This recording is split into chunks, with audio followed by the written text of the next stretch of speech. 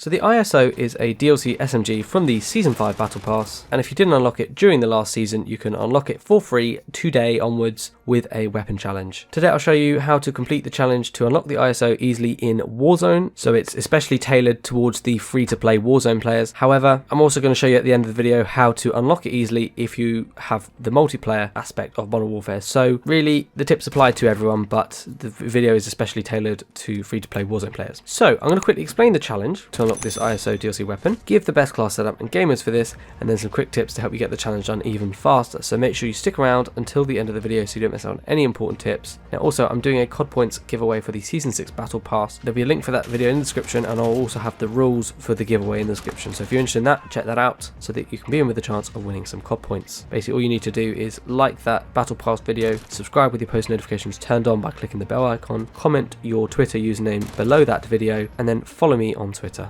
Okay, I've also got a playlist for how to unlock the other DLC weapons in Modern Warfare, for example the ones from Season 4. If you want to check out how to unlock all those DLC weapons for free, I've got a playlist with all those challenge guides and basically explaining how to unlock them fast. So if you need any other DLC weapons unlocked, check that out. I'll probably have it there. I'll have a card on screen for that and a link in the description. Now finally, before we get into the video, I just want to say I've also made a best class setup for the ISO SMG, the weapon you're trying to unlock today. So once you guys unlock this, I'd highly recommend checking out that video, for which there'll be a card again on screen and a link in the description. But let's finally get on with the actual challenge. So the challenge says that you need to get 5 kills using an SMG with a Holo Optic in 7 different matches. So let's pick that apart quickly. So obviously 5 kills in a match, that's not too difficult. With an SMG, again, not too difficult. With a Holo Optic, so you've specifically got to use the holographic optic. There's a bunch of different holographic sights, so feel free to choose whatever you want. Just make sure it says holographic. And in 7 different matches obviously just means that you have to play it in 7 different matches. Now, a quick note is that for previous challenges, sometimes you needed to complete the whole match.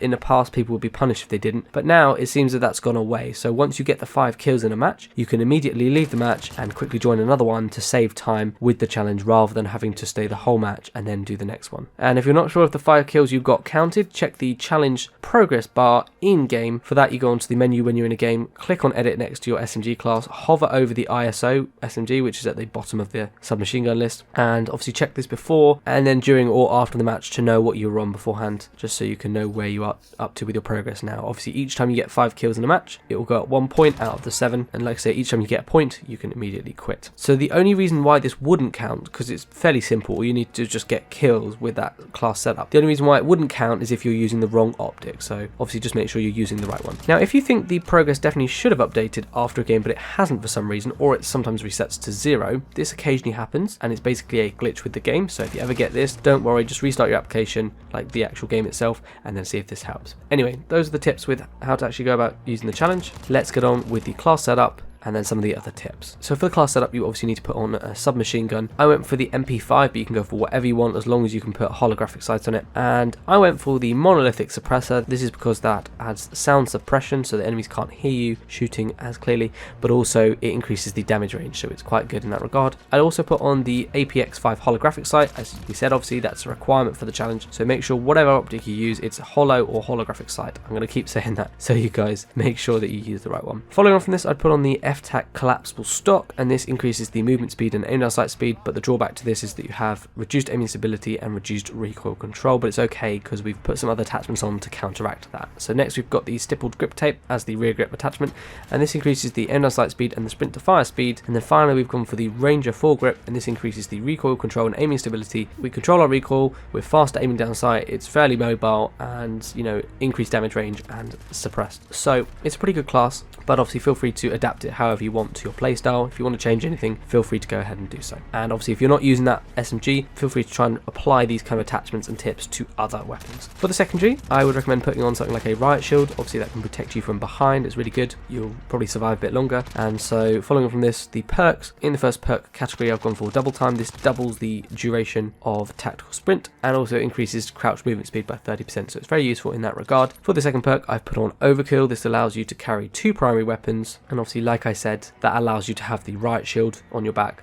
But if you're not interested in that, you could also put on something like Ghost. It's up to you. And then finally, for the third perk, I've put on Tracker. This is where you can see enemy footsteps. You can follow them around. So if you're close to anyone but you're not sure exactly where they are, if you see some big bright red footprints going across the ground, you can follow them, get the kill, and normally they won't know you're there until they're dead. So it just makes it a little bit easier, and would recommend that setup. But again, feel free to tailor it to your playstyle in whatever way you want. I ignore the lethal. I don't really use it, so put on whatever you want. And then for the tactical, I've put on a stun grenade. I'd use this to throw at the enemies to stun them if I need, and obviously that slows their movement a little bit and it's easier to gun them down. So feel free to use that, but don't feel like you have to rely on it too much. And then for the field upgrades, you can either put on Dead Silence, which obviously gives you quiet footsteps and allows you to run faster towards the enemies, or you could alternatively put on Stopping Power, which allows you to do more damage and get the kills faster. What kind of modes would we be suggesting? Well, like I say, for the free-to-play Warzone players, and any other Warzone players for that matter, Plunder is probably the best mode. It gives you infinite lives. It gives you an immediate custom loadout you can use, so that's good. Now, unfortunately, I did try testing in the pre-game lobby, that bit where you can sort of run around and get a few kills in the Warzone map before the game actually starts, while it's trying to look for players. I did try and get kills towards the 5 you need that way, but unfortunately, the few I got in that pre-game lobby before the match starts,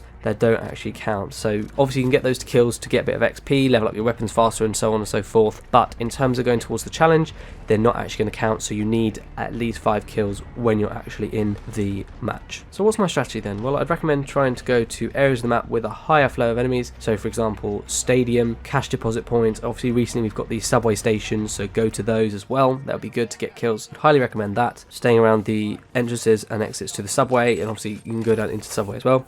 They'll be quite busy at the moment, so I'd recommend doing that. And I just wanted to point out that you can either shoot the enemy with your gun to kill them immediately, or you can shoot them to down them and then go up to them and shoot them with your SMG. Either way counts. Obviously it doesn't make a difference really in this challenge because you just need to get kills, but what I'm trying to say is that it doesn't matter whether you kill them immediately in one go or whether they go down and then you shoot them, that will still count. So as long as you get the kill with the SMG with that hollow sight, it doesn't matter. And a very cheeky way, which I've mentioned a lot now, I'm sure you guys are used to it, to easily get the challenge done is if you go in Plunder, stay in the plane until the very end when it kicks you out with all the inactive players. Most of the people who drop with you will be inactive. Obviously there'll probably be a few people who aren't. They try and cheat the system now as well, as I'm mentioning to you guys, but obviously just beware because some people will be a bit sneaky. They'll pretend they're inactive and then at the very end they will try and get kills on a few people. So if you notice anyone that's moving or looks a little bit suspicious, try and take them out first. But normally if you do this method at the start of a match, it'll get you at least 1 to 2 of the 5 kills you need. So if you're struggling for kills, definitely try that out. It really helps. Obviously you probably won't be liked by people,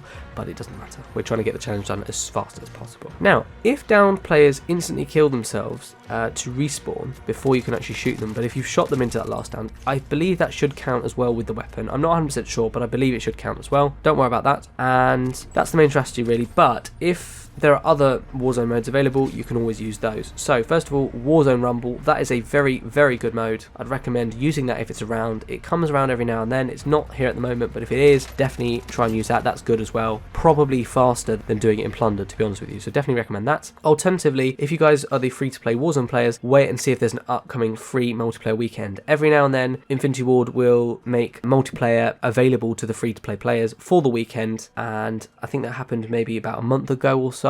Maybe slightly more than that. I imagine there'll probably be one soon, so if there is, keep an eye out for that, and if there is, obviously you can save the challenge till then, but this is not a particularly difficult challenge, to be honest. But yeah, if that's available, obviously I would definitely recommend hopping over into multiplayer to get it done quickly. There'll probably be one soon in Season 6, like I say, but I can't guarantee that, so I don't know. But if you're waiting on this weapon, because the challenge isn't too difficult, you can probably easily get it done now. Whereas with some of the other challenges, they're a little bit more difficult. So what about if you're playing multiplayer then and you're not playing Warzone? Well, either you'd be on the free-to-play weekend, or you're just people that have the full game and that you have multiplayer. I'd highly recommend getting this done in multiplayer if possible. It's a lot easier than Warzone. It should only take you like a couple of seconds to get it done in multiplayer, but the maps and modes I'd be suggesting would be ones like Shipment and Shoot House if available. Otherwise you could use the free-for-all mode or other close quarters combat maps, for example the playlist of the week. Now currently we've got the face-off map, which is Station, because we're at the start of Season 6, and we've also got the DLC maps, the Tank Factory and Broadcast. These are also decent as well to get the kills done, so just hop into something like that, get the kills very quickly, get out after the 5 kills, go into the next match and keep doing that until you've done it 7 times and you've got the weapon unlocked. I'd recommend running the same class as I've suggested with the Warzone loadout, except maybe you can substitute some perks if you want, so for example